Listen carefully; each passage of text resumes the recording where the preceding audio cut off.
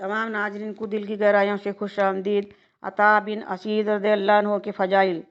हुजूर server आलम सल्लल्लाहु अलैहि वसल्लम ने अता बिन असीद रज़ियल्लाहु अन्हु को मक्का का हाकिम बनाकर फरमाया कि जाइए, अल्लाह ताला ने आपको हाकिम बनाया है। हज़रत असीद रज़ियल्लाहु अन्हु मुनाफिक के लिए सख्त और मोमिन के लिए नहायत नर्म थे। आपने मक्का मुअज्जम में जाते ही ऐलान कर दिया कि अगर कोई नमाज बाजमात से रह गया तो मैं उसकी गर्दन उड़ा दूंगा, क्योंकि मुझे इल्म है कि नमाज बाजमात का तारिक मुनाफिक होता है। अहले मक्का ने हुजूर सल्लल्लाहु अलैहि वसल्लम से शिकायत की कि आपने अहले अल्लाह पर एक खुश्क मिजाज अराबी को मुसल्लत फरमाया। आपने फरमाया कि मैंने ख्वाब में देखा है कि गोया अताब बिन असीद रज़ियल्लाहु अन्हु ने बहिश्त के दरवाजे पर हाजिर होकर उसे खटखटाया। बहिश्त का दरवाज़ा खुल गया तो उसमें हज़रत अताब बिन असीद रज़ियल्लाहु अन्हु दाखिल हुए। इससे वाज़ह हुआ कि अल्लाह ताला ने इस्लाम को अहले इस्लाम के ज़रिए से मदद फरमाई, और जो भी अहले इस्लाम पर जुल्म करे और फिर जो भी उनकी मदद करे वही अल्लाह ताला के नज़दीक अच्छा है।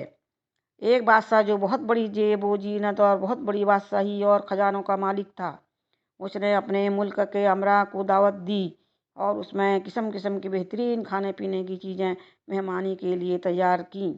जब खाने का इरादा किया तो किसी ने बाहर से बड़ी ज़ोर से दरवाज़ा खटखटाया। लोगों ने कहा, ऐ फ़कीर, ये क्या हिरस और गुस्ताखी है?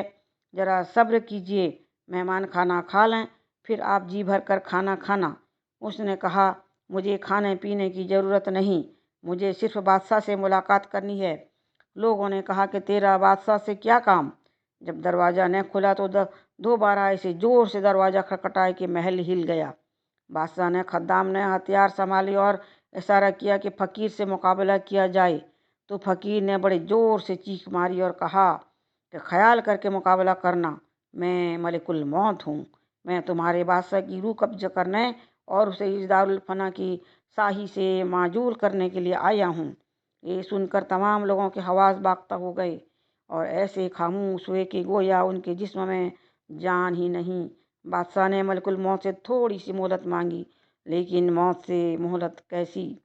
बादशाह को सख्त अफसोस हुआ और माल व दौलत की मजमत करते हुए कहने लगा कि मुझे इसी ने धोखा में रखा, लेकिन अफसोस कि आज मैं खाली हाथ जा रहा हूँ और जो कुछ कमाया था वो दुश्मनों के हाथ दे रहा हूँ, लेकिन मुझे इससे सिवाय हिसाब देने और अजाब इलाही के क्या हाथ आया।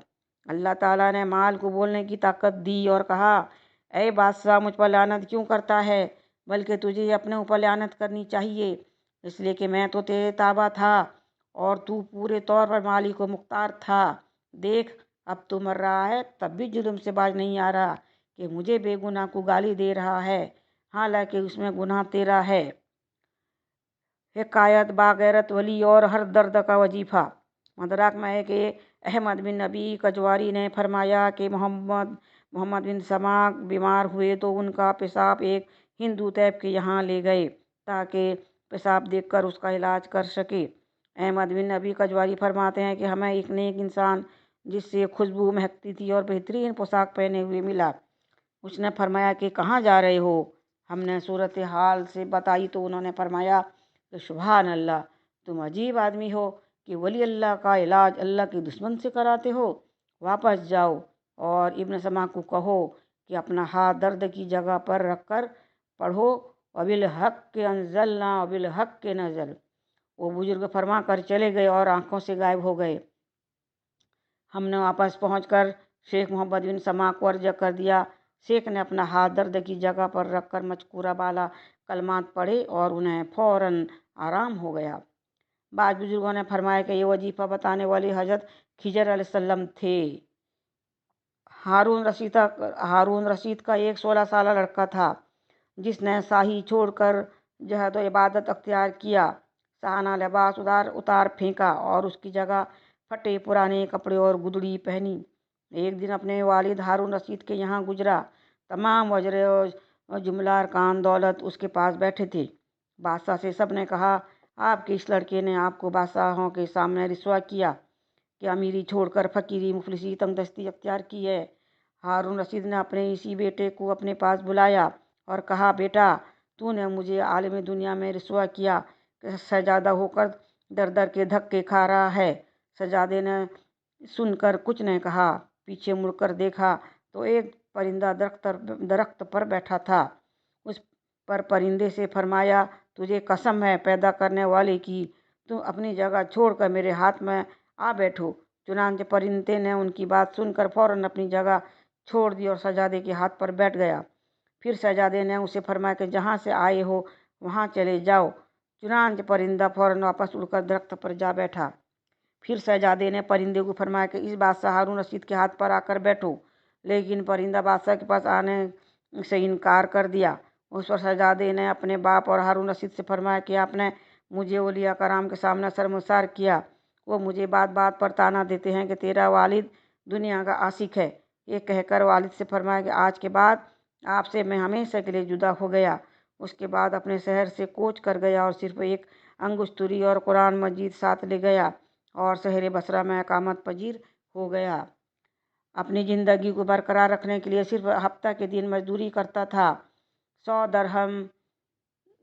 दरहम लेकर सारा दिन गारा उठाता था, उसी को हफ्ता भर खाता। अबू आमिर बसरी एक दिन उन्हें मजदूरी के लिए ले गए ताकि उस नेक मजदूर का काम 10 मजदूरों के काम के बराबर है। मैंने यकीन किया कि वो वली अल्लाह है जो मजदूरों के भेष में है, इसलिए कि इतना बड़ा काम वली अल्लाह ही हो सकता है। कि एक दिन फिर मुझे मजदूर की ज़रूरत हुई तो उसी दरवेश की तलाश में निकला। मालूम हुआ कि वो दरवेश बीमार है। मैं उसे मिलने गया तो देखा वो एक वीराने में पड़ा है और मंदरजा जैल एसार अरबिया पढ़ रहा है। शहजादे की आखिरी वसीयत। शहजादे ने अबू आमिर बसरी से फरमाया कि अब मेरी ज़िंदगी के लम्हात ख़त्म हो रहे हैं, लिहाजा बराए करम आप मुझे गुस्ल देकर इसी ऊनी कंबल में कफनाना। अबू आमिर ने कहा, अगर इजाज़त हो तो मैं अपनी तरफ से आपको नए कपड़ों में कफनाऊँ। शहजादे ने फरमाया, ए अबू आमिर, नए कपड़े जिंदों को चाहिए, इसलिए कि मैं कब्र में जाने के बाद मुर्दे के कपड़े गल सड़ कर मिट्टी हो जाएंगे, अलबत्ता नेक माल बाकी रहेंगे। उसके बाद शहजादे ने अबू आमिर को कुरान मजीद और अंगुस्तरी सपुर्द करके कहा, ये दोनों चीज़ें हारून रशीद बादशाह को देकर कह देना कि तेरा मुसाफिर बेटा कहता था कि गफलत में न रहना। अबू आमिर फरमाते हैं कि मैंने शहजादे की मौत के बाद उन्हें ख्वाब में देखा कि वो एक बेहतरीन महल में एक आला तख्त पर तशरीफ़ फरमा हैं। मैंने उनसे हाल पूछा तो उन्होंने फरमाया कि मुझे अल्लाह ताला के यहाँ हाजिर किया गया तो उसे अपने ऊपर बहुत राज़ी पाया और मुझे वो इनाम इकराम अता फरमाया जिसे न कभी आँख ने देखा, न किसी कान ने सुना और न किसी के दिल में इस जैसी नेमतों का तस्वर आ सकता है।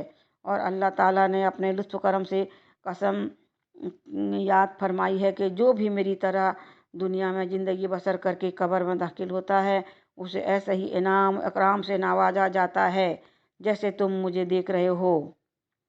साहिबुल बयान क़ुद्दुस फरमाते हैं कि अहले फना का यही तरीक़ा है कि वो सादगी को पसंद करते हैं। यही वजह है कि हज़रत शेख सदरुद्दीन कोनी अक़दस सरा ने अपने मजार शरीफ पर इमारत को कबूल नहीं फरमाया। यहाँ तक कि एक दफ़ा आपने मजार शरीफ पर लकड़ी के तख्ते लगाए गए तो आसमान से बिजली गिरी जिससे वो तख्ते जल गए। उसे यही तस्वर किया गया कि हज़रत कोनी क़ुद्दुस सरा ने अपने मजार अक़दस पर इमारत को कबूल न फरमाया। उसकी वजह मैंने अपने शेख और पीर मुर्शिद क़ुद्दुस सरा से सुनी कि हज़रत शेख सदरुद्दीन क़ुद्दुस सरा बादशाह की औलाद से हैं। ऐसे ही हज़रत मौलाना रूम साहिब मसनवी बादशाहों की औलाद से हैं। हज़रत मौलाना रूम क़ुद्दुस सरा तारिक दुनिया थे और हज़रत शेख सदरुद्दीन कोनी रहमतुल्लाह ताला बहुत बड़े ठाट बाट से रहते थे। यहाँ तक कि आपके नौकर भी अमीराना ज़िंदगी बसर करते थे। आपका वजू का लोटा और थाल सोने के थे। किसी ने आपके मुतालिक गलत तस्वर किया कि फ़कीर को सोने से क्या गर्ज। हज़रत शेख को उसका ख्याल का सबसे मालूम हुआ तो आपने लोटे को अपने यहाँ हाजिरी का इशारा किया तो लोटा खुद ब खुद हज़रत शेख की खिदमत में हाजिर हो गया। उस पर तमाम लोग मुतहिर हुए लेकिन वो इतराज़ करने वाला शख्स फ़ौरन ताइब हो गया। इमाम आज़म अबू हनीफ़ा रज़ियल्लाहु अन्हु के मनाक़िब में है कि मोहम्मद बिन इसहाक़ साहिब उल मगाज़ी हज़रत इमाम आज़म सैयदना अबू हनीफ़ा रज़ियल्लाहु अन्हु के साथ हसद रखता था। एक दफ़ा उसने अबू जफ़र मंसूर खलीफा वक्त के सामने हजरत इमाम अबू हनीफा रदियल्लाहु अन्हु से सवाल किया कि आप इस शख्स के बारे में क्या फरमाते हैं जो कसम खाकर खामोश हो जाए, फिर चंद अलामात के बाद कहे इंशाअल्लाह। क्या ऐसा शख्स अपनी कसम से बरी समझा जाएगा? आपने फरमाया नहीं, इसलिए कि उसने इंशाअल्लाह देर से कहा है। अगर मतलसन कहता तो अपनी कसम से बरी जमा हो जाता। मोहम्मद बिन इसाक ने कहा, आप अमीरुल मोमिनीन खलीफा वक्त यानी मंसूर बादशाह बासी के दादा हजरत अब्दुल्ला बिन अब्बास रदियल्लाहु अन्हु के मजहब के मुखालिफत फरमा रहे हैं, क्योंकि उनका फरमान है अगर 1 साल के बाद भी इंशाअल्लाह कहे तब भी कसम से बरी जमा मंसूर होगा, और उनकी वो दलील कुरान मजीद में है। इससे मोहम्मद बिन इसहाक का मंसूर खलीफा के इमाम आजम रदियल्लाहु अन्हु पर नाराज करना मकसूद था। चुनांचे खलीफा मंसूर अब्बासी ने मोहम्मद बिन इसाक की बात सुनकर मोहम्मद बिन इसाक से पूछा, वाकई मेरे दादा का वही मजहब है जो तुमने बयान किया? उसने कहा, बेखुदा वही उनका मजहब है जो मैंने बयान किया। इस पर खलीफा मंसूर ने हजरत इमाम अबू हनीफा रदियल्लाहु अन्हु से गजबनाक होकर सवाल किया कि आप मेरे दादा के मजहब के खिलाफ क्यों फरमाते हैं, हालांकि उनके मजहब का इस्तदलाल कुरानी आयत से है।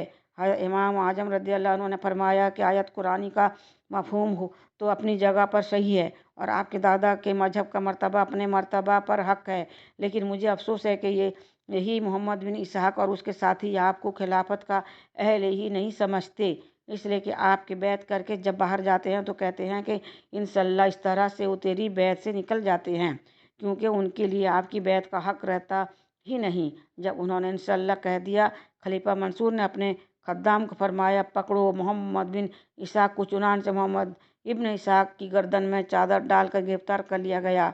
बादशाह ने फरमाया कि इसे जेल में डाल दो। चुनांचे अरसा तक जेल में डाला रहा। जब अल्लाह ताला ने हज़रत इब्राहीम अलैहिस्सलाम को ओहदा खुल्लत बख्शा, यानी उन्हें अपना खलील बनाया, तो फरिश्तों ने अर्ज की, या अल्लाह, तूने उन्हें अपना खलील कैसे चुन लिया, हालांकि वो तो सब रोज़ अपनी आल औलाद और माल व असबाब और घरेलू मामलात में मशगूल रहते हैं। अल्लाह ताला ने फरमाया, मैं बंदे में माल व असबाब और उसकी शक्ल व सूरत को नहीं देखता, बल्कि मेरी नज़र उनके क़ुलूब माल पर होती है, और मेरे खलील अलैहिस्सलाम को मेरे सिवा किसी से की तरफ तवज्जो नहीं। आजमा कर देख लो। हजरत जिब्रील अलैहिस्सलाम बसरे भेष में आए। हजरत खलील अलैहिस्सलाम के 12 पालतू कुत्ते थे जो आपने उन्हें शिकार और हिफाजत के लिए रखे हुए थे। हर एक कुत्ते के गले में सोने के तोक थे। उसे बताना मतलब था कि उनकी बारगाह में दुनिया की कोई वक़्त नहीं। हजरत जिब्रील अलैहिस्सलाम, अस्सलाम वालेकुम। हजरत खलील अलैहिस्सलाम जिब्रील अलैहिस्सलाम को, जनाब में ये माल व असबाब किसका है? खलील अलैहिस्सलाम, अल्लाह का माल है, मेरे यहाँ चंद रोज़ के लिए मलकियत बनाया गया है। जिब्रील अलैहिस्सलाम, क्या आप उन्हें बेचेंगे? खलील अलैहिस्सलाम, आप मेरे मालिक का एक बार नाम लीजिए, तिहाई माल आपको पेश करूँगा। जिब्रील अलैहिस्सलाम ने पढ़ा, सब्बू कुद्दूस रब्बना व रब्बुल मलाइकत व रूह। खलील अलैहिस्सलाम ने फरमाया, इसका तिहाई माल आपके कब्जा में मैंने दे दिया। अगर आप दोबारा मेरे आका का नाम लें तो तिहाई माल और ले लें, इसी तरह 6 बार लें तो पूरा माल आपका। अगर चौथी बार नाम लेंगे तो अपने आका के नाम पर मैं आपका गुलाम बेदाम होऊंगा। जिब्रील अलैहिस्सलाम जाने लगे तो खलील अलैहिस्सलाम ने अपने नौकरों से फरमाया कि तमाम माल व असबाब उसी जाने वाले के पीछे लगा दो। जिब्रील अलैहिस्सलाम ने अर्ज की, मैं आपकी आजमाइश के लिए हाजिर हुआ था, मैं जिब्रील अलैहिस्सलाम हूँ। खलील अलैहिस्सलाम ने अल्लाह ताला से अर्ज किया, या अल्लाह, इस माल से क्या करूँ? अल्लाह ताला ने फरमाया, इसे बेचकर ज़मीन जागीर वगैरह खरीद कर उसे वक़्फ़ कर दीजिए। चुनांचे ऐसा ही किया गया। आज तक वही औक़ाफ़ हजरत खलील अलैहिस्सलाम के मज़ार मुबारक पर चल रहे हैं, और फ़क़रा व मसाकीन खलील अलैहिस्सलाम के लंगर से पल रहे हैं। फारूक आजम रदियल्लाहु अन्हु के वसाल के 20 साल बाद किसी ने ख्वाब में देखा कि आप चेहरा से पसीना साफ कर रहे थे। आपने फरमाया कि अभी हिसाब से फारिग हुआ हूँ। आपकी खिलाफत 20 साल पर मुश्तमिल थी, और फरमाया, मैं एक बकरी के बच्चे की वजह से पकड़ा गया। अल्लाह ताला ने फरमाया, फलां इलाके का पुल टूट गई थी, तुमने इंतजाम नहीं किया। उसने हावे पर पुल पर उसी बकरी के बच्चे का गुजर हुआ तो गिरने से उसका टांग टूट गई, लेकिन मैंने बख्श भी दिया सिर्फ एक चिड़िया के खरीदने से, जिसे मैंने एक लड़के से कर छोड़ दिया था। اس شکایت کو لے کر شیعہ فاروق اعظم رضی اللہ عنہ پر طنز کرتے ہوئے ہیں کہ حالانکہ یہ الٹا ان کے مقروب ہونے کی دلیل ہے، جبکہ یار یار سے ہر بات پوچھتا ہے۔ جب وہ بچھڑا ہوا یار دور کے سفر سے آئے، ورنہ حدیث شریف میں ہے کہ جس کا حساب ہوا وہ مارا گیا، اور یہاں حساب بھی ہوا اور بیڑا پار۔ اس کے بعد کی کیفیت سے شیعہ جی چراتے رہے کہ یہ کیا فاروق اعظم کی شان نہیں کہ اتنی بڑی سلطنت کی 20 سال تک ایسی ذمہ داری سے چلائی کہ اس طویل عرصہ میں صرف آپ کی ایک خامی نکلی، اور وہ بھی دیانت کے تحت۔ اسے خامی کہنا بھی غلطی ہے، لیکن اللہ تعالیٰ نے فاروق اعظم کو نہیں بلکہ آنے والے بادشاہوں کو بتایا کہ بادشاہی کرنا مذاق نہیں، ذرا سنبھل کر قدم رکھنا، پھر بخشش تو ہر ایک کی رحمت حق سے ہونی ہے۔ یعنی معاملہ اللہ تعالیٰ نے فاروق اعظم سے کیا تو پھر اعتراض کیسا؟ پڑھائی میں کہیں غلطی ہو تو معاف کیجیے گا پلیز، سبسکرائب کرنا نہیں